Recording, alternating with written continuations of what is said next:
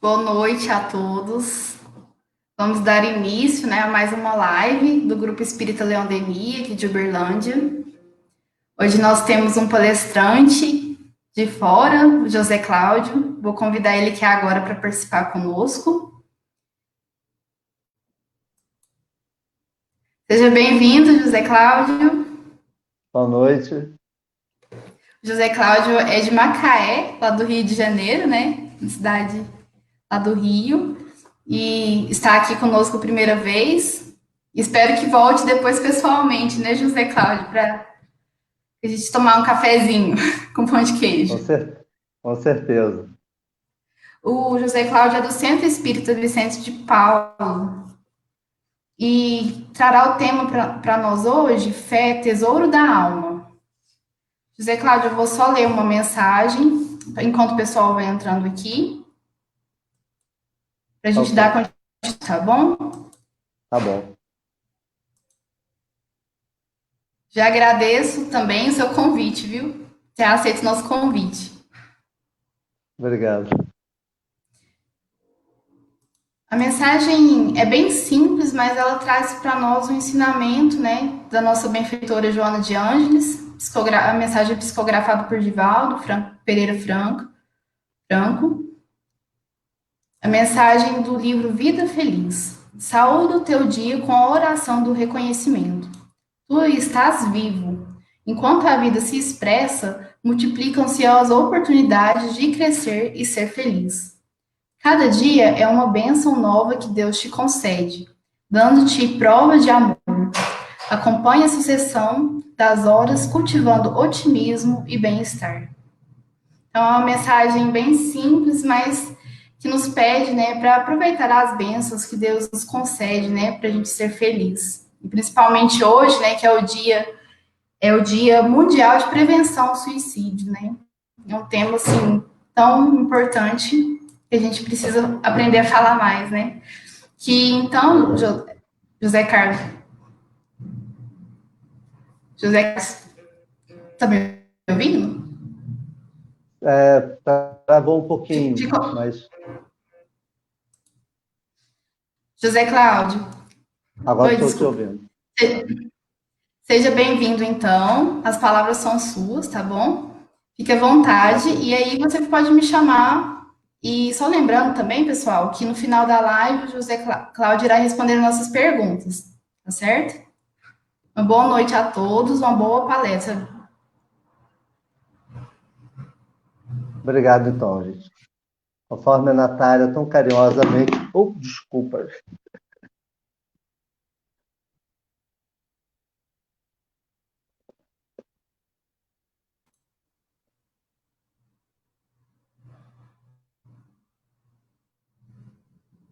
Desculpa que caiu aqui, Natália, o celular. Tudo tranquilo, tá jóia, já tá bem Tá? focado. Espero que não caia de novo.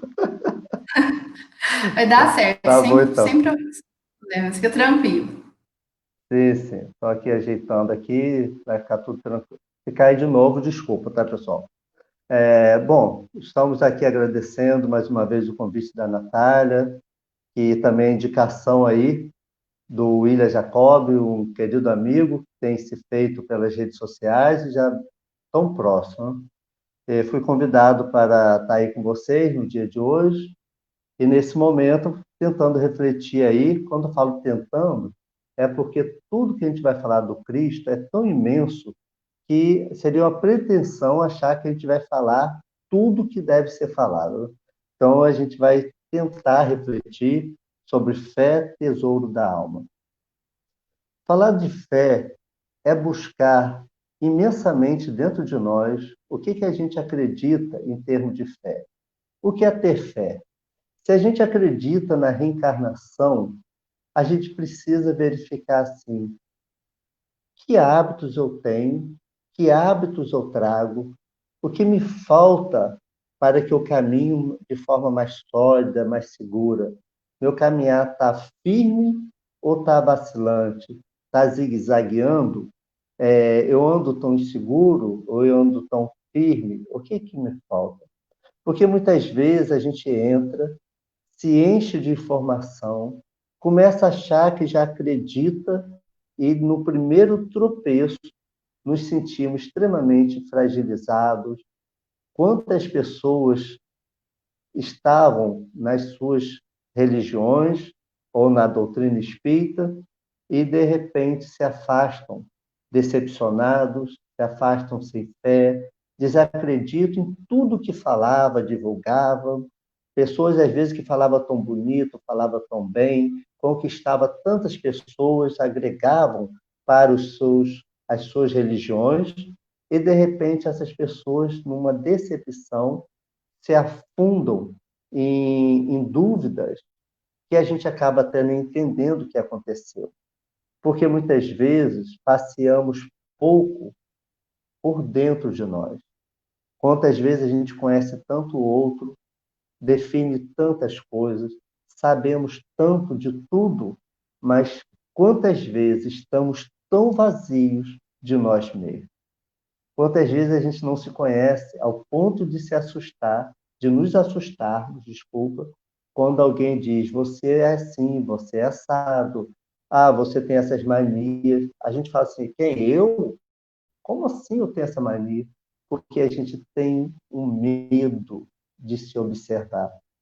Aí, se buscarmos carinhosamente na questão 919A, a gente vai observar que Santo Agostinho costumava, no final de cada dia, fazer uma avaliação de como estava vivendo. Se tinha magoado alguém, se tinha dificultado alguém, se tinha malbaratado alguma situação, se tinha deixado alguém chateado com ele. E com isso, no outro dia, ele revia todo esse processo para poder se fazer próximo e provavelmente pedir desculpa ou modificar aquilo que tinha adoecido. Mas para Santo Agostinho fazer isso, provavelmente ele buscava analisar suas atitudes. Como a gente vai analisar nossas atitudes se a gente estiver vazio de Deus e tão cheio de nós mesmos? O que é estar cheio de nós mesmos? Sabemos que pela reencarnação, no mundo ainda de prova e expiação, o que a gente traz é coisas boas também, mas muitos hábitos ainda precisando ser lapidados. Às vezes a gente fala assim, a gente traz hábitos ruins, hábitos difíceis, hábitos complicados. Isso às vezes fica depreciatório, isso às vezes fica assim, gerando sentimento de culpas. O que a gente precisa é modificar os hábitos que nos afastaram de Deus, mas que os bons hábitos ao Pai maior vai de novo nos aproximar. E lembrando, gente, que não é feio a gente se perceber, não é feio reconhecer em nós ainda alguns hábitos a serem mudados ou muitos hábitos a serem mudados. Porque é natural no mundo de prova e expiação, a gente saiu há pouco tempo do mundo, eu estou falando pouco tempo quando a gente pensa em infinito, né? Há pouco tempo do mundo primitivo. Então é como a criança que saiu do colo, o bebezinho que sai do colo da mãe, e adentra o engatinhar. E começa a ter vergonha de engatinhar porque não sabe andar. Nós, às vezes, agimos assim. Às vezes, a gente começa a ter uma vergonha de ainda ter alguns equívocos, de ainda não estar evoluído, de não ser um Chico Xavier, uma Madre Teresa de Calcutá, de não ser ainda o médico dos pobres, né? De ser lá um Bezerra, doutor Bezerra de Menezes. E é engraçado que o Deus, através de Jesus, não espera que a gente seja santo de um dia para o outro, que a gente tenha uma evolução. Não cabe, gente, no mundo de prova e expiação, que é o que a gente está agora, de repente a gente vai ser um espírito ditoso. Antes de ser um espírito ditoso, a gente vai ter que passar sim. A gente vai ter que passar por um mundo de regeneração, que está aí. Já notícias, orientações, dizendo que está chegando. Mas daí até acontecer, quantas almas encarnadas, ou as que estão desencarnadas terão merecimento, terão que estar regeneradas dentro de si. Né? A paz que a gente tanto espera lá fora, ela há de começar em nós. E aí o Cristo deixa lá, né? Minha paz vos deixo, minha paz vos dou. Não vou lá dou como o mundo a dá. Então, amigos queridos, quando eu adentrei a doutrina espírita aos 28 anos, que até então nunca tinha ouvido falar nessa doutrina, e hoje, aos 61, estamos aí praticamente 33 anos, às portas dos 33 anos nessa doutrina, teve época que eu achei que eu já sabia muito. E hoje eu percebo que eu sei muito pouco. Hoje eu percebo que eu não sei nada. Aí agora eu entendo quando o Chico dizia assim, que ele ainda era no caminhar, era um verme rastejante, era alguém da... Porque Chico falava em relação ao Cristo. O Chico fazia menção em relação ao universo. Não que o Chico tinha autoestima baixa. E é isso que nós precisamos. Precisamos começar a fazer mudanças, precisamos começar a olhar essa doutrina consoladora e ver que ela é muito mais. Porque fé, tesouro da alma, o que é isso? O que é ter fé no mundo que parece de mal a pior? O que é ter fé se tudo parece só piorar? É justamente isso que a doutrina, enquanto a doutrina consoladora, que nós estamos adentrando tão fortemente os estudos, e mesmo nesse momento pandêmico. Olha a oportunidade das lives, a oportunidade de tantos vídeos, tantas lives, Instagram, Facebook, YouTube, tudo proporcionando uma quantidade de manhã, tarde e noite. Os que não estão aproveitando essa oportunidade, provavelmente sem nenhum julgamento, mas podem ser que estão perdendo a oportunidade de se esclarecerem, porque não tem como, minha gente, a gente entrar numa sala de aula, estudar uma semana e achar que vai sair dali doutores no conhecimento daquilo que a gente esperava conhecer. A doutrina espírita, ela é muito grande, ela é muito extensa. E ela não se resolve numa encarnação.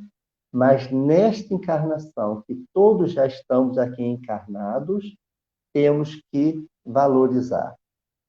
Enquanto espíritas, eu estou falando para espíritas. Agora, lembrando que quando eu trago a questão de espírita, eu não estou dizendo que a doutrina espírita é só dos espíritos. Se a gente for analisar os cinco, eu gosto muito de falar sobre isso. Os 5 princípios básicos da doutrina estão na natureza, né? Porque senão Deus seria só espírito. Deus é dos espíritas. Né? Imortalidade é dos espíritos, reencarnação dos espíritos. Comunicabilidade dos espíritos é dos espíritos. Pluralidade dos mundos habitados é dos espíritos? Lógico que não. Todos esses princípios básicos, são 5, que eu acabei de falar, estão na natureza. Então, na verdade, os princípios básicos fazem parte do espírito. Não importa se o espírito é católico, se o espírito é evangélico, se é presbiteriano, se é adventista, se é umbandista, se é candomblecista, se é ateu, não importa. Se ele é de uma outra cultura, um dia, todos não serão espíritas, mas todos conhecerão os princípios básicos. E isso vai, de alguma forma, nos irmanar. Não agora, mas lá na frente, mas agora. Aqueles que tiverem olhos de ver, ouvidos de ouvir, vai alcançar, através da fé, esse tesouro da alma, que é encontrar alegria, encontrar felicidade, encontrar harmonia, encontrar esperança. Não a esperança de esperar, mas o esperançar. O esperançar é quando você espera com ação, com atitude, é quando você sabe onde tem que chegar. É quando, mesmo que o caminho fique árduo, difícil, confuso, mesmo quando o chão parece desabar dos nossos pés, a gente eleva o pensamento a Deus, com aquela fé ressignificada e instruída pela doutrina espírita, a doutrina consoladora, a gente encontra chão, eleva o pensamento a Deus e diz: Pai, cuida de mim. E esse cuidar não é mais de quem apenas teoriza da boca para fora, mas esse cuidar tem raiz no nosso coração e traz extremamente uma brandura dentro de nós, que tudo aquilo que estava em tempestade abranda, vai apaziguar, vai acalmar, vai serenar. Porque, na verdade, a gente tem certeza que Deus não está distante, esquecido de mim ou de nós. Deus está ao nosso lado, ao lado de cada um. Não existe um sol para cada pessoa. Existe um sol que ilumina todos, os pobres, os ricos, os feios, os bonitos, os credos, os incrédulos, os doentes, os sãos, os pântanos. O sol ilumina. Deus é esse imenso sol, iluminando não o planeta Terra apenas, iluminando o universo, porque é uma criação desse Pai. Quando a gente fala de Jesus, que muitos não têm fé, outros têm fé mais ou menos, e tem aqueles que já têm fé fortalecida. Mas ainda existe um grupo grande que, mesmo espíritas, questiona muito o Cristo. Nem acha que o Cristo é o caminho, a verdade, a vida, o Cristo que é o nosso guia e modelo, está lá na questão 625 do Livro dos Espíritos. Qual o Espírito que Deus, né, enviou para a humanidade? Jesus. Parece que é uma das menores respostas do Livro dos Espíritos, são 1019 perguntas. Nesse sentido, quando a gente vê na ciência, que a ciência mostra que a Terra tem 4,5 bilhões de anos, a gente às vezes não tem noção disso.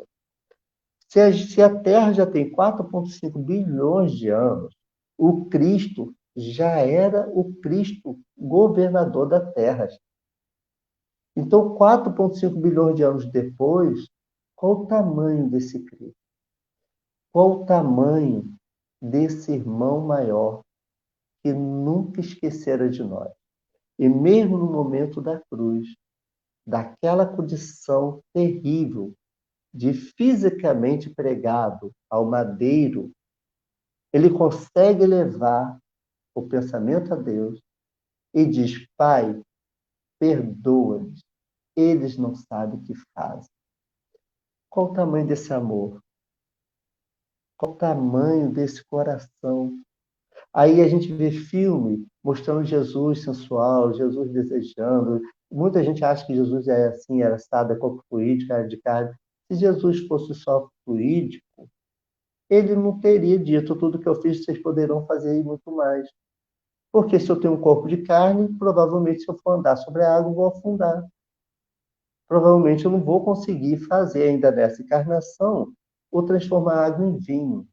Mas aí vem essa doutrina consoladora, que se a gente não faz igual muita gente, porque quer ver um outro exemplo? Eu chego na praia, dou um mergulho e acho que conheci o oceano. Eu vou no centro, frequentei um pouquinho, ou frequentei muito tempo, mas estudei pouco, pesquisei pouco, estudei muito sozinho, ia mais ou menos, não prestava atenção nas palestras. Sequer em casa eu repassava as lições, lendo uma boa obra, lendo principalmente as obras básicas. Vejo e conheço, nesse meu tempo de doutrina espírita, conheço pessoas que já estão há muito tempo, inclusive uns que falam que nasceram em berço espírita, sequer leram o livro do Espírito, dos Espíritos. Isso é sério, gente. Isso é sério. Imagina a gente operar com um médico que só assistiu à medicina através do YouTube, que só assistiu às operações através de vídeo ou através de uma live. Alguém iria a esse médico? O amar dos instruídos, ele é muito maior do que a gente imagina. É o quanto a gente precisa estudar e estudar-se. O estudar é para a gente se compreender. Aí, quando a gente se compreender e amadurecer, ao invés da gente estudar o outro para falar do outro, a gente estuda o outro para auxiliar, para ajudar, para proteger. Tem uma música que diz assim, do Moacir Camargo, né? É Terra Azul. Não sei se vocês conhecem. É só colocar assim, Moacir Camargo, Terra Azul. Gente, que música lindíssima. É tão antiga, porque quando eu entrei há 30 anos atrás, logo depois a gente conheceu essa música do Moacir Camargo. E ela diz assim, quando sua mão não mais cuidarem da guerra, verão entre seus dedos auréolas azuis. Olha, gente, que bonito, né? A gente tem que usar nossas mãos para ajudar, para acalmar, para proteger, para auxiliar, para erguer, como Cristo fizera. O Cristo, diante da mulher adulta, obsidiado, diante de todos ali, de Zaqueu, do Sinédrio, Jesus amava, parava. Agora, Jesus nunca se perdia da sua missão. Lógico que a gente fala de Jesus, que há 4,5 bilhões de anos já era o mestre. Mas quando ele diz, tudo que eu fiz, vocês poderão fazer, é igual o Pai fala para a gente. Meu filho, aonde eu cheguei, vocês podem chegar muito mais. E a gente chega. O pai ajuda, educa, junto com a mãe, o irmão mais velho, os vizinhos, os professores, vão ali fomentando em nós. Mas muitas vezes a gente se perde do caminho. E um dia, cansado de sofrer, a gente volta a buscar a Deus. Que bom se a gente buscasse menos o sofrimento para ter que aprender mais. Que bom que a gente aprendesse mais com a experiência do outro, já que acontece, porque é o que Raul Teixeira conta nos... É bem interessante, ele fala assim, Raul Teixeira fala assim, deveríamos aprender na reunião de desobsessão o que a gente não deveria mais fazer, porque aqueles que chegam em sofrimento está nos mostrando, olha, não haja desse jeito também. Aí a gente fala que não tem sangue de barata, que a gente vai fazer mesmo, que eu sou assim, comigo, sabe, eu dou um boi para não entrar na briga, mas dou uma boiada para não sair. Aí a gente vai lá no livro dos Espíritos, agora, sinceramente, desculpa, eu não lembro a questão, mas diz que o egoísmo e o orgulho são os maiores obstáculos ao progresso da humanidade. Minha gente, se o orgulho e o egoísmo são os maiores obstáculos, significa que, tirando os poucos missionários na Terra, todos nós, aí eu posso falar de mim, eu estou aqui falando, versando com vocês, eu sou esse ainda orgulhoso, vaidoso, egoísta, mas que já está no papel de fazer mudanças. Eu poderia agora estar simplesmente lá de perna para cima. Estou na pandemia, estou em casa, o serviço voltou em casa, então, para que eu vou passar o dia todo lendo, estudando, pesquisando, para resumir em 50 minutos uma fala? Olha só, mas é tão bom poder fazer isso, porque isso vem a fé que nos resguarda da caminhada difícil, porque a fé vai iluminando. Porque, na verdade, gente, conforme eu estava lá no iníciozinho falando sobre o que é fé, vamos rememorar um pouquinho essa palavra.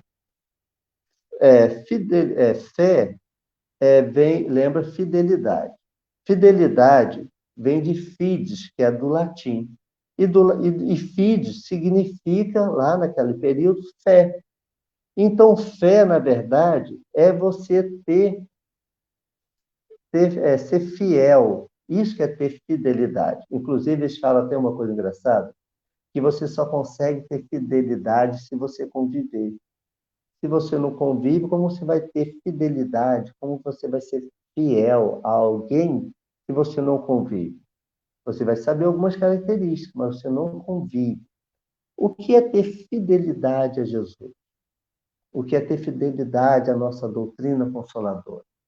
Aí eu vejo espíritas caminhando, aqui em Macaé, infelizmente, tem uma quantidade boa assim. Eu não acredito, eu acho pretensão falar que a doutrina é o consolador prometido, porque é querer ser acima dos outros. Esse negócio de Jesus, seu caminho, a verdade e a vida, isso parece uma pretensão, parece meio uma soberba do Cristo. Quer dizer que só é feliz se for por Jesus, porque se a gente pegar com orgulho, egoísmo, com melindres, a gente vai achar assim. Mas quando a gente entende que os 5 princípios básicos não são dos espíritas, pertencem à natureza, então nós espíritas somos aqueles que já se aproximou desses princípios. Outros, nessa ou em outra vida, vai se aproximar também. Quando a gente entende que a doutrina espírita é a terceira revelação, não é a terceira revelação para os pedestais dos espíritas. É a terceira revelação para o mundo, para o espírita. Desculpa, para o espírito. E o espírito não adianta onde ele estiver. Um dia ele terá esse contato. Quando se acreditava numa fé lá atrás, pela falta de informações, inclusive da ciência, se acreditava que a Terra era o centro do universo, e isso se fazia um dos dogmas da Igreja Católica, Quando a ciência, depois de algumas dificuldades, que a gente sabe que foi lá oferecido até sepulta para aquele que persistiu em falar que a Terra não era o centro do universo, mas chegou uma hora que não teve mais como sustentar essa inverdade. Não vou nem dizer essa mentira, essa inverdade, que é uma forma mais sutil e respeitosa de dizer uma época que a ciência tinha evoluído ainda pouco. Então, hoje, gente, é como se a gente acreditasse em inverdades que está faltando a própria ciência, junto com a doutrina, e trazendo as revelações que o Cristo vem dizendo. Inclusive no Evangelho, que é a terceira obra básica, que é a fé raciocinada, não que as outras não sejam, mas é porque a nossa, a gente não ouve e aceita. Eu vou ficar muito feliz se todo o que eu falar não fique apenas vocês dizendo que assim seja. Graças a Deus não é mais assim. Mas aquela fé raciocinada é a fé de quem passa pelo crivo da razão, analisa, como está lá no livro dos médios. Né? É melhor rejeitar 10 verdades e aceitar uma mentira. Então, a doutrina nos traz os alertas. Nesse sentido, a gente vai percebendo que essa doutrina é o consolador prometido, sim, porque ela não é o consolador dos espíritas, ela é o consolador do mundo. E aqueles que tiverem olhos de ver e ouvidos de ouvir estarão se consolando, porque saberão de onde vêm, para onde vão, o que estão fazendo. Alguns questionam assim, mas puxa vida, por que que a gente não lembra da reencarnação? Graças a Deus, na bênção do Pai maior, ele apaga aquilo que a gente teria vergonha. Vocês já pensaram se nesse momento que eu estou aqui, no aceito carinhoso desta palestra, ao convite dos irmãos de Minas, se vocês começassem a ver em mim aquele que tinha feito qualquer um de vocês que aqui estão me ouvindo, algo terrível com vocês, com a família de vocês, algo que eu levei vocês a alguma situação de muita humilhação. Seria fácil estar me ouvindo? Quando uma mãe amamenta aquele filho com amor e carinho, que é o filho que ela desejava para aumentar a família, se ela estivesse amamentando, lembrasse que ali está a figura de um estuprador, a figura de quem matou um dos seus filhos de outras vidas, será que a mãe conseguiria continuar amamentando? Que bom. Já pensou se agora, eu aqui, falando com vocês, porque o esquecimento de passado é como a gente fica brincando hoje com o WhatsApp. Já pensou se eu estivesse aqui falando com vocês, meu WhatsApp estivesse rolando aqui na tela, e vocês lendo tudo que eu já falei no WhatsApp? Tem até um amigo de Haroldo que ele conta, que o amigo dele é meio cético, não acredita, e um dia brincou com o Haroldo, mandou isso, o Haroldo conta na live dele, que mandou assim, Haroldo, esse negócio de acreditar em que existe vida, mas já pensou esse negócio que vocês falam? A gente chega lá do outro lado e nosso WhatsApp vai para um telão e fica lá todo mundo lendo. Aí Haroldo disse que ele riu muito, ligou para o amigo, bateu papo. Porque é verdade. Nós estamos ainda nos preparando, nos fortalecendo. Essa fé, para gerar fidelidade, fidelidade é conviver, é estar junto, é estar ali naquela mesma harmonia. E a harmonia não é um falando que o outro quer ouvir, não. A harmonia de respeitar o que o outro ainda é, da forma como caminha, o que acredita. É como se a gente não suportasse, se numa família grande, cada um torcesse para um time de futebol. A gente sabe que saem algumas brigas, mas que bom que não saísse muito. Que bom se o respeito fosse maior. Né? É como se a gente quisesse que uma família grande, uma família pequena, mas que todos fossem da mesma religião. Que bom quando a fidelidade trouxer um convívio de estar fiel ao outro, com respeito de entender no outro um irmão de jornada, porque somos filhos de Deus, somos centelhas divinas e, querendo ou não, somos todos irmãos. A gente é irmão de qualquer político, a gente é irmão de qualquer religioso, a gente é irmão de qualquer mendigo, a gente é irmão de qualquer pessoa que mora em comunidade. A gente é irmão. E a reencarnação vai nos oportunizando nascer nesta ou naquela condição, para que a gente não vive no pedestal como fizeram com Cristo, né? Colocaram o Cristo louro de olho azul, bonito, mas a gente sabe hoje, até por onde ele nasceu, provavelmente ele não tinha aquele formato. Mas era preciso encantar. E é isso que nós, com a fidelidade, com a doutrina consoladora, que é o consolador prometido pelo Cristo, eu enviarei um outro consolador que há de ficar convosco por toda a eternidade. O que pode ficar com a gente por toda a eternidade não pode ser uma pessoa, porque nem Cristo ficou pela eternidade com a gente, Cristo também desencarnara. Então, esse consolador, como está a nossa fidelidade? A gente não pode assumir a casa espírita e fazer da casa espírita o que eu quero, o que eu gosto. Eu não posso repetir os erros do passado, quando lá atrás eu mandava, impunha, e ai daquele que não me obedecesse. Como estão os presidentes? Aí eu falo para todos nós. Como estão para aqueles que já estão, para aqueles que já foram, para aqueles que ainda serão? Como estão os presidentes das casas espíritas? Como estão os coordenadores das atividades do centro, né? Da reunião de estudo, reunião mediúnica, reunião de atendimento fraterno, reunião de evangelização, de mocidades, reunião da parte social, onde recebe as pessoas com mais dificuldade. Como estamos, na verdade, né? Estamos com fidelidade à mensagem do Cristo, porque, na verdade, gente, a doutrina espírita não é com respeito às outras religiões, mas não é mais uma religião no mundo. É uma doutrina com três aspectos: científico, filosófico e religioso, né? Científico, porque foi através, inclusive, da pesquisa que Kardec foi fazendo, passando pelo crivo da razão, analisando as respostas, veio o livro dos médicos, a segunda obra básica. Mas a primeira, que é a parte filosófica, a primeira obra básica, que é a parte filosófica, dizendo de onde viemos, para onde vamos, o que estamos fazendo aqui na Terra, é o livro dos Espíritos, que em 1857 cria-se a Era do Espírito. Até porque, um pouco antes disso, espírito era fantasma, era assombração, era alma penada. Com o livro dos Espíritos, nós, quando desencarnarmos, não seremos mais almas penadas. Seremos Zé Cláudio, Natália. Natália, daqui a muito tempo, tá? Não se assustou fazendo premonição de nada de você, não. Daqui a muito tempo, tá, Natália?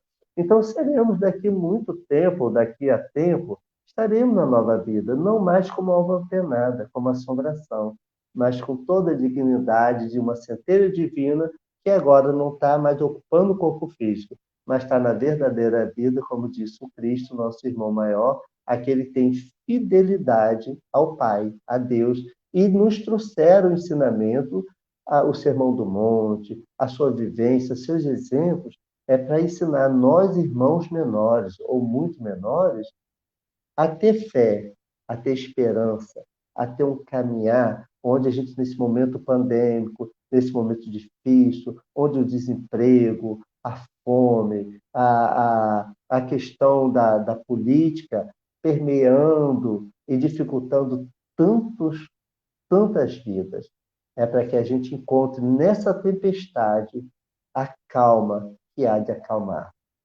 Porque se tivermos fé, como diz o Cristo, do tamanho de um grão de mostarda, a gente alcançaria aquilo que a gente deseja. Está lá no capítulo 19 do livro O Evangelho segundo o Espiritismo, quando ele fala: a fé transporta montanhas.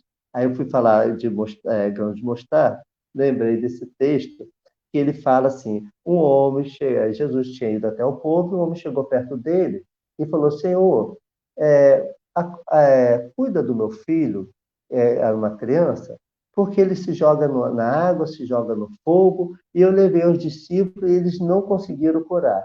E o Cristo se aproxima e vai lá, consegue afastar, né, aqueles espíritos que atormentavam essa criança e cura essa criança.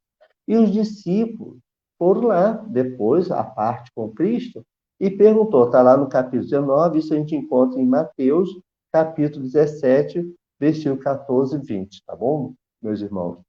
Aí eles vão lá e perguntam, Senhor, por que que a gente não expulsou, ainda naquela época chamava de demônio, por que a gente não expulsou os demônios? Aí Jesus fala assim, homens de pouca fé. Tá? Mostrando, olha, agora, gente, é diferente. Se eu, Zé Cláudio, falar isso para alguém, isso vai com toda a impressão que o Zé Cláudio ainda tem. Mas a gente está falando de Cristo. A gente está falando de um ser que já há 4,5 bilhões de anos atrás já era o Cristo. Então, a mansuetude, o amor, o carinho que saía do coração, essas palavras não eram ofensivas. É isso que nós precisamos entender. Quando falarmos do Cristo, a gente tem que pedir muita sabedoria a Deus para que a gente saiba, porque senão a gente não entende e vai achar que Jesus, ele era também, de vez em quando, ele dava uma voadora no próximo. E não dava voadora. Jesus falava com mansuetude, falava com brandura, com candura, falava com amor, um amor que acolhia sempre. Né? Por isso, os discípulos, que não pareciam ser masoquistas, seguiam Cristo, não deixavam de ter esperança. Só que eles seguiam com as suas dificuldades que o Cristo sabia. Tanto é que um traiu, outro negou, outro fingiu que não era cristão, e o Cristo tinha noção que eles não estavam preparados, eles estavam se preparando. Por isso que o Cristo se fez carne, para mais proximamente ele ajudar. E aí depois aqueles que assim agiram foram desenvolvendo fé e esperança. Assim foi o nosso querido irmão Saulo, que enquanto Saulo foi um perseguidor dos cristãos, porque ele tinha um entendimento que parecia que os outros não sabiam ler de acordo com como ele lia. Mas quando Cristo percebe naquele Saulo perseguidor, e a gente não está falando de um perseguidor qualquer, a gente está falando de alguém que levou muito sofrimento aos cristãos. Ele agiu de forma muito severa, muito rude, com aqueles que ele entendia que estavam no caminho errado. E na estrada de Damasco, o Cristo se aproxima e fala, Saulo, Saulo, por que me persegue? E esse Saulo, ali naquele momento, ao invés de questionar o Cristo, ele pergunta assim, Senhor, o que queres que eu faça?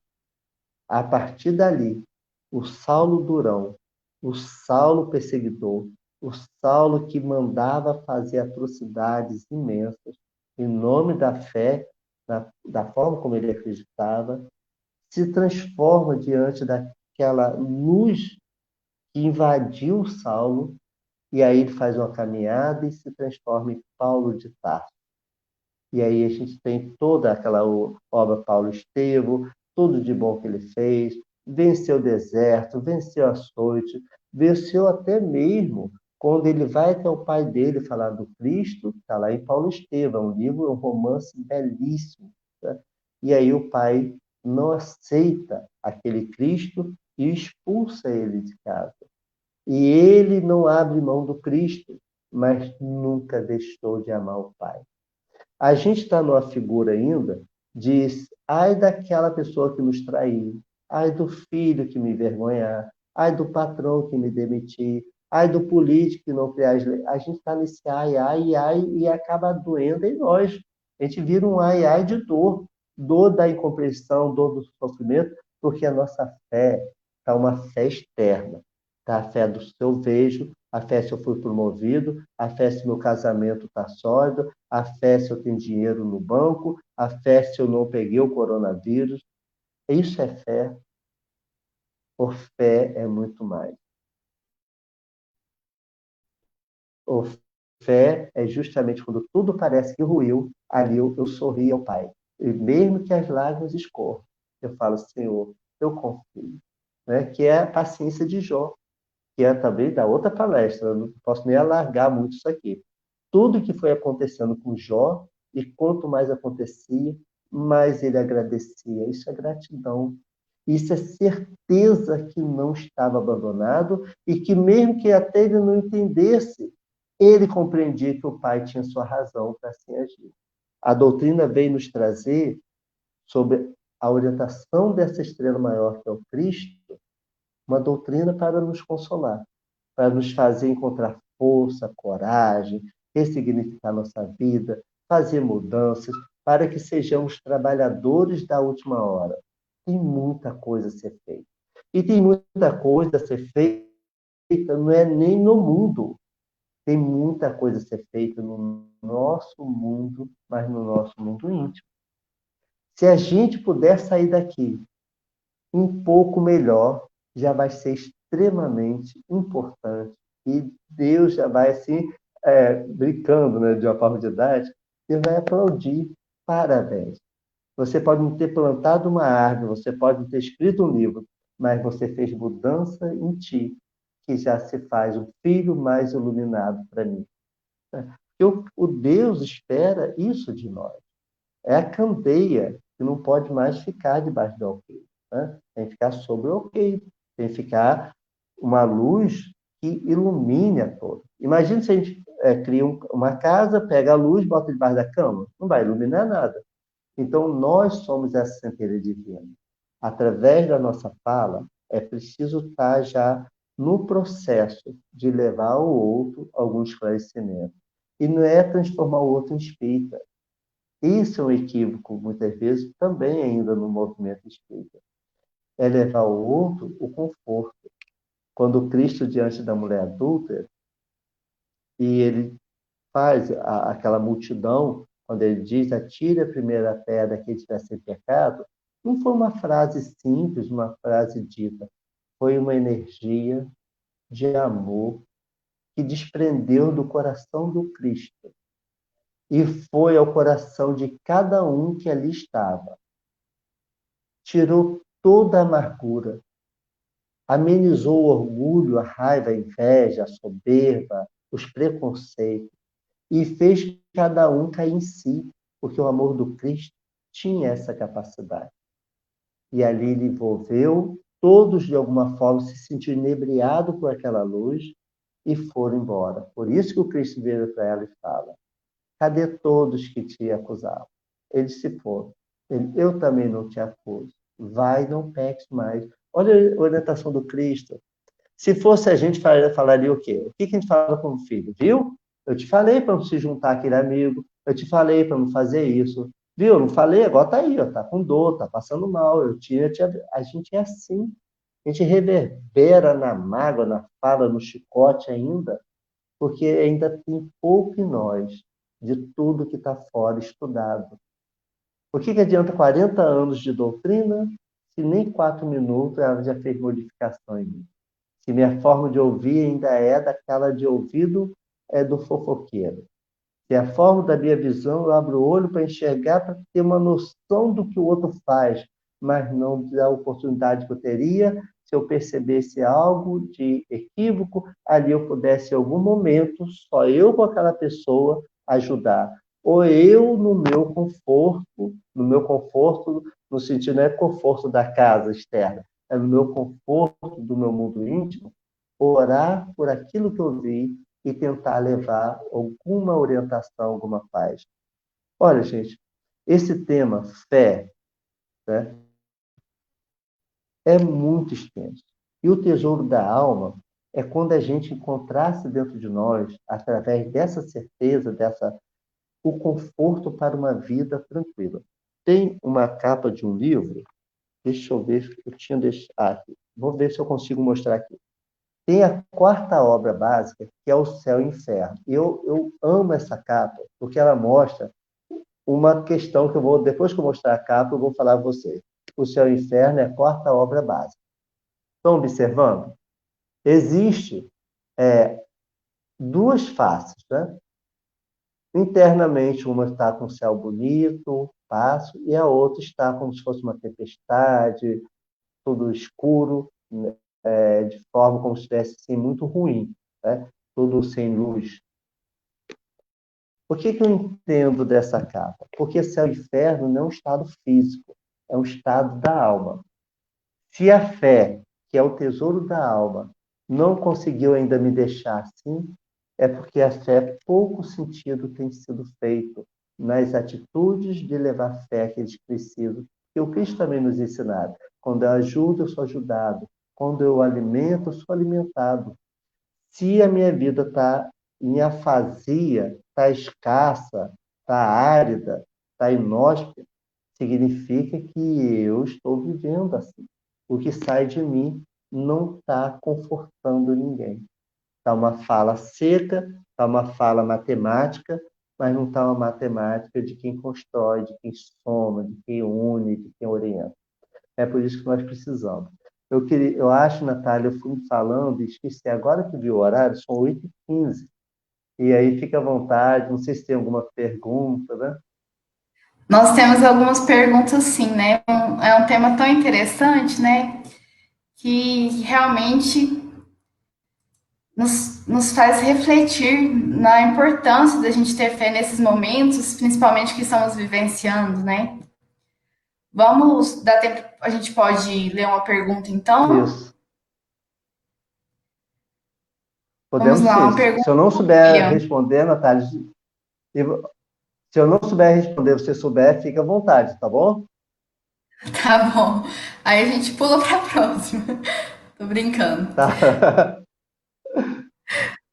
Como manter a fé diante de momentos tão difíceis na vida? Uma pergunta do William. Tá. Ah, William, meu querido amigo do coração, né? Como manter. Repete mesmo, como manter a fé diante de momentos difíceis da vida. Na verdade, eu acho que aqueles que já adentraram um pouco essa doutrina consoladora e já entenderam a lei de causa e efeito, a reencarnação, a lei de ação e reação, a gente começa a entender que o Cristo não abandonou, que a Terra não está de mal a pior, e, na verdade, quando a gente tem medo, é porque nos falta o esclarecimento. Tanto é que muitas vezes a gente tem medo de alguma coisa, igual emprego, quer ver? Quantas vezes a gente é promovido, tem um medo danado, tem gente que tem medo de passar de ano, aí depois que está lá, vai vendo que não é tão difícil. Quanta gente teve pânico diante do computador, mas à medida que foi adentrando e sendo orientado tecla por tecla, a pessoa foi vendo que não era esse bicho sete cabeças. Então, eu acredito que os momentos difíceis, eles são difíceis quando eu não entendo nada da vida. Se eu já começo a ter alguma convicção, igual eu conversava com minhas duas filhas hoje à tarde, após o almoço, e aí a gente falando de desencarne. E uma companheira disse que há pouco tempo a irmã desencarnou e que ela e um médium idôneo tinham visto a irmã já bem. E aí eu falei assim para minhas filhas, falei assim, como é confortador. Lógico, se uma de vocês duas desencarnasse agora, eu choraria. Eu sentiria um certo pânico, mas depois eu me consolaria com a certeza, filhas, hoje que eu tenho da doutrina, de saber que eu vou te ver, que eu vou te encontrar, que durante o sono, e que eu desencarnando, a gente vai em algum momento estar junto. Então, os momentos são difíceis quando a minha falta de fé me cega totalmente. Pelo menos assim, lógico que tem mil outras explicações, mas a que eu encontro no momento é quando a gente busca em Cristo o caminho, a verdade, a vida, e a gente entende que esses caminhos difíceis vão se facilitando quando eu começo a ter responsabilidade com meus atos. Porque na lei de causa e efeito, ação e reação, tudo que eu plantei retorna. Então, os momentos são difíceis de acordo com como difícil eu fiz a vida de alguém.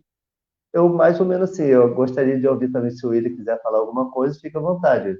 E não esqueça, o William é meu professor. Eu tenho aprendido muito nas lives dele.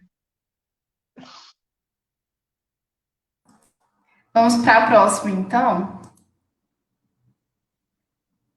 Deixa eu ver outra pergunta aqui do William. É correto falar para alguém em depressão que ela está assim por falta de fé?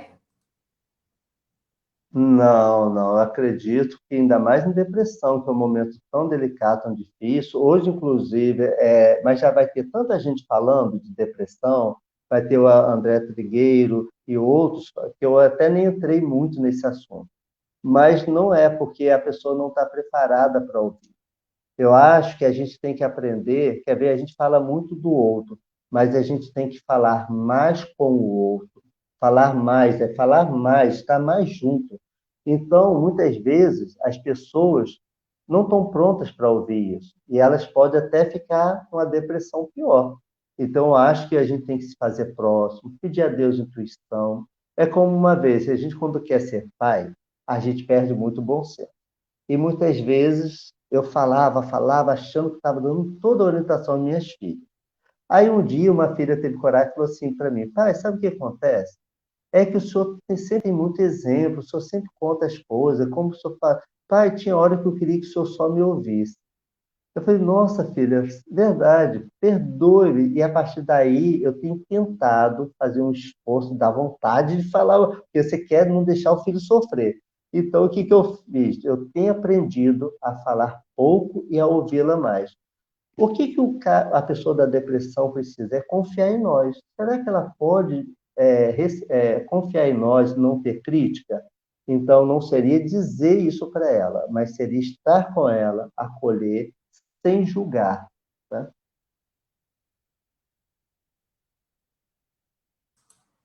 Muito bom. Acho que dá tempo de mais uma, então. Deixa eu ver uma pergunta aqui do Gustavo. Vemos que algumas pessoas, dentro do movimento espírita, quando leem fé raciocinada, acabam tendendo muito ao lado científico e filosófico da doutrina, em detrimento da parte moral. Quais caminhos poderíamos percorrer para não perder o equilíbrio entre os três aspectos do espiritismo? A pergunta boa e bonita, né? Eu não sei nem se vou alcançar essa. A fé raciocinada é conforme eu falei até um pouco antes, né, dessa pergunta. Não é que as outras religiões não raciocinam, mas é que a doutrina ela traz de onde viemos, para onde vamos, o que estamos fazendo. É natural quando a gente adentra a doutrina espírita, seja na idade mais jovem, seja na madureza, ou até na fase adulta, que eu, quando entrei na doutrina, já entrei com 28 anos. Eu já estava já para longe da madureza, eu já estava lá já alcançando os 30 aí, né?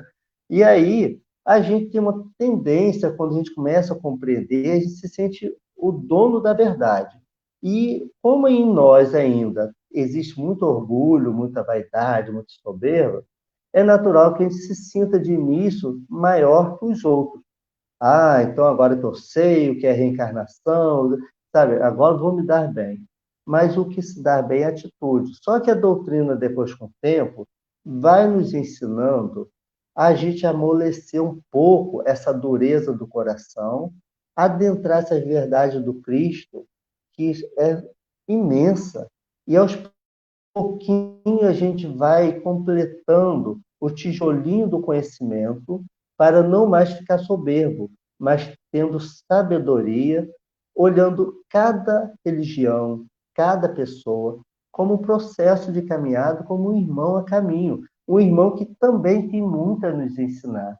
Então, essa verdade, que é essa fé raciocinada, é quando a gente sai do nosso pedestal de se sentir sabedor mais que os outros e entende que a prática do coração são as atitudes que nos renovam.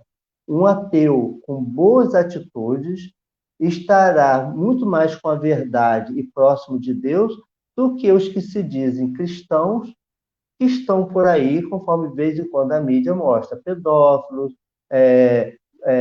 desviando dinheiro, utilizando o mando, humilhando, né? Não tendo paciência com o próximo.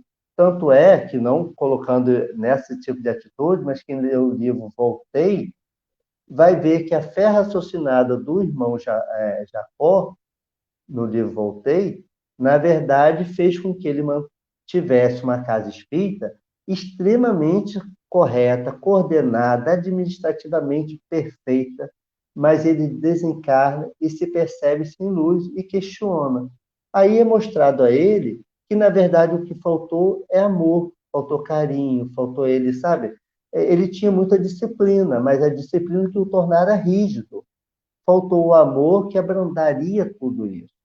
Então, para que a gente tenha essa verdade, é preciso que a verdade não se torne soberba, mas a verdade que fique esclarecida. Se eu me sinto com essa verdade, diante do outro, eu não vou falar o que o outro é ou está. Eu vou me colocar à disposição do que ele precisa. Talvez fazer como Cristo. que mesmo tendo a verdade muito maior que todos nós, vendo que os discípulos discutiam o que mais fazia, o que mais sabia, está lá no livro, agora é porque a gente vai ficando velho, tá, Boa Nova, está no livro Boa Nova, e aí o Cristo vai, se agacha e começa a lavar os pés dos discípulos, mostrando que no mundo, na verdadeira vida, o maior é quem se rebaixa. Não nesse sentido figurativo nosso, mas quem não se exalta, né? É quem não se sente. Os humildes serão os maiores. Então, essa grande verdade se fez menor para dar uma lição saudável aos discípulos que ali discutia quem era o maior. Olha como eles já se sentiam nessa verdade absoluta. Mas o Cristo sabia que eram crianças e teve paciência. Eu acho que nós, nas casas espíritas, no movimento espírita, ou no nosso trabalho, na via pública, como a gente está com a nossa verdade? Com a paciência ou a gente está buzinando no sinal? Ou a gente está gritando com o outro? Ou a gente quase bate no outro que furou a fila, só porque eu estou com a verdade, sabe? Não, como que a gente está? O Cristo sairia da fila e iria lá bater no outro? Ou o Cristo deixaria um ensinamento com mais harmonia? O Cristo não se apagaria, com certeza. Aí buscar em Deus o bom senso para qual a hora de falar, como falar. Porque se em tantos outros momentos o Cristo mostrou a verdade, diante da cruz, o Cristo se calou, mas 3 dias depois, o Cristo reaparece e diz para o mundo inteiro, não só para os espíritos, diz para o mundo inteiro, a imortalidade é verdade. Então, a gente tem que brilhar com Cristo. Muito bom, meu irmão. E agora eu acho que não dá tempo mais de uma, né? Olha, fica à vontade, eu estou à disposição. Vamos fazer a última aqui, que o William nos encaminhou. Ah, A fé em Deus, eu acho que ela não vai ser muito rápida de ser respondida, mas vamos lá. A fé tá. em Deus torna alguém imune ao coronavírus?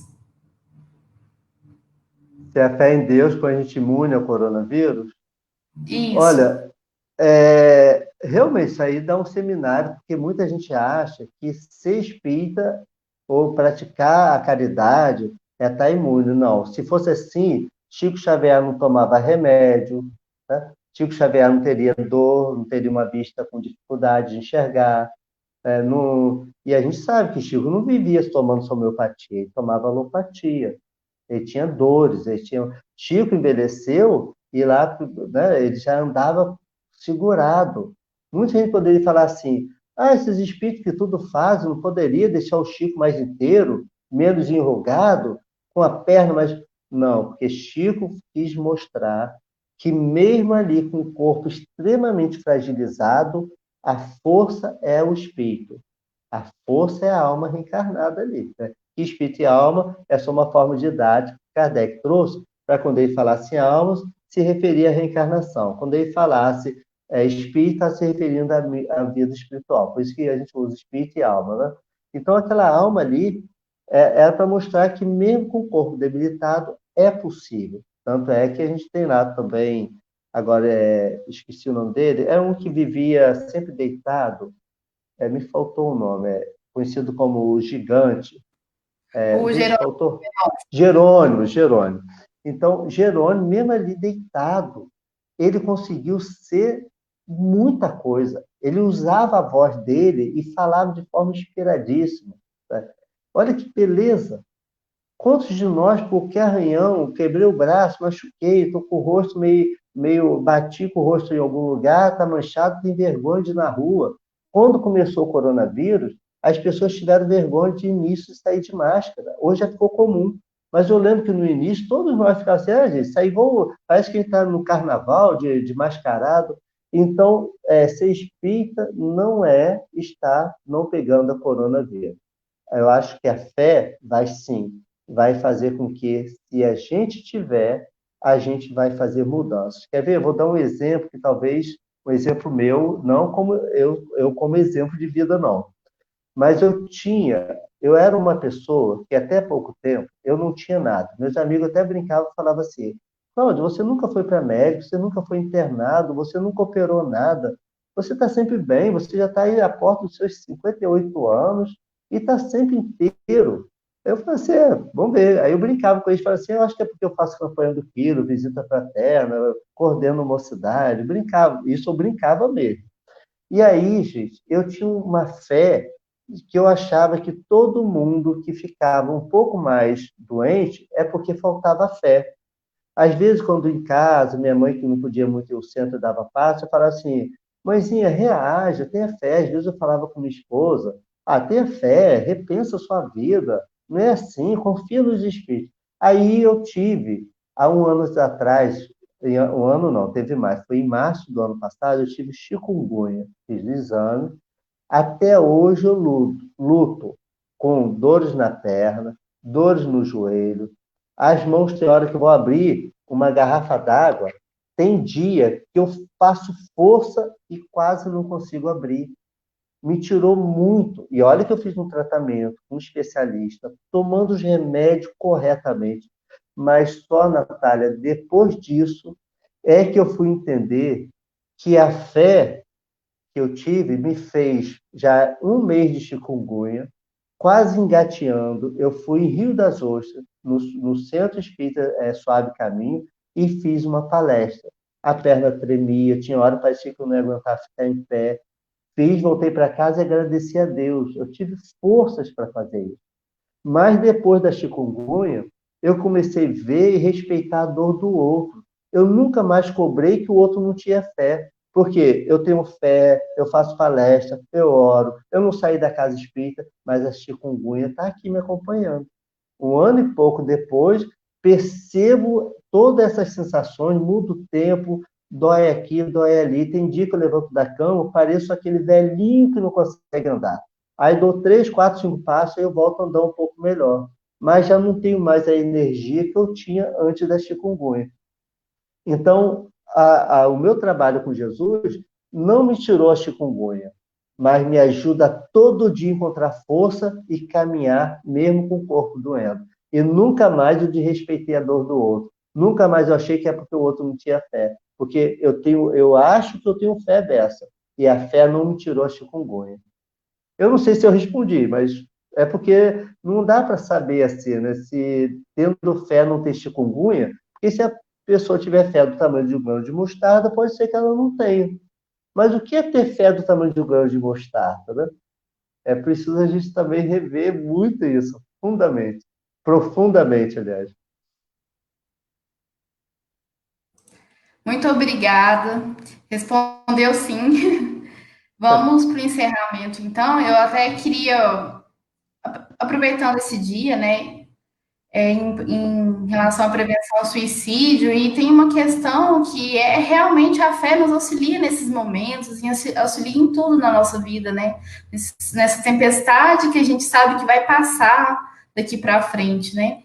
E tem uma mensagem, uma parte do livro do André Trigueiro, que é Viver é a melhor opção, que fala assim: por mais assustadora que seja a tempestade, ela sempre passa. Se hoje te parece desagradável e angustiante, espere e confia. A melhor saída é a vida, né? Então, só para deixar mesmo essa reflexão para nós Sim. e agradecer mais uma vez a sua participação, que você possa estar conosco depois, presencialmente. Será muito bem-vindo aqui para a gente nos encontrar, né? Todos nós, tomar um cafezinho depois da palestra, tá bom? O pão de queijo. O pão de queijo não pode faltar. Pão de queijo, bolinho de milho. Isso. E eu gostaria de pedir para você fazer a prece para nós, pode ser, para encerrar, Posso sim. por favor? Elevando o pensamento a Deus, este Pai maior, que nos enviara o Cristo, nosso querido irmão, que tanto fez para nos deixar as orientações, na qual o Sermão do Monte é para nós as bem-aventuranças, que um dia há de chegar ao coração de todos. Senhor, peço a Ti que auxilie esta humanidade, que nesta atualidade se encontra ainda tão perdido, apesar de tantas informações. São tantas casas religiosas, mas é tão pouco Deus nas atitudes, que faz com que tantas almas sigam na afasia, não sentindo a alegria de estar vivo, a bênção, Senhor, de estar nessa atual situação da reencarnação, da oportunidade dada por Deus. Toque os nossos corações, Senhor, através de Maria, a mãe de Jesus, que há de orar por todos nós. E com o mesmo carinho como ela acolhia seu filho, mesmo na cruz, há de acolher cada um de nós. Acolha principalmente aqueles que chegam ao ato do suicídio, voltando, Senhor, para a verdadeira vida, para perceberem que a vida continua. Ampare-os, Senhor, em toda experiência que tiverem que vivenciar. Mas ajude-os que aqui ainda estão, para que não precisem chegar a este ato, que cria na alma deveres e compromissos tão difíceis para a vida na vida espiritual e para as próximas reencarnações. Mas que a doutrina consoladora e possa também todas as religiões que levam o homem a Deus, sustentadas por Ti, Senhor, serem aquelas que despertem no coração de todos nós a lembrança de um Deus Pai, de um Deus misericordioso, de um Deus sabedoria, inteligência suprema, como diz a primeira pergunta do Livro dos Espíritos, que há de estar em nós, fazendo com que também a gente lembre, conforme a questão 621, que as leis de Deus estão escritas na nossa consciência. Que não busquemos então o céu que é colar, porque começaremos a acreditar que o céu, na verdade, já se encontra dentro de nós e que a terra prometida é o nosso coração, onde há de estar a terra fértil para as sementes do Cristo serem germinadas através de nossas atitudes. Mas para aqueles que já retornaram, principalmente desta forma, Senhor, fica aqui o meu pedido a todos os bons espíritos que hão de ir até onde estiverem e consolá-lo. Sabemos, através das orientações das obras básicas, que toda fé e através da prece sincera são atendidas não na ansiedade do homem, mas na proteção divina, atendendo a tempo de Deus e acalmando aqueles que se encontram em aflição.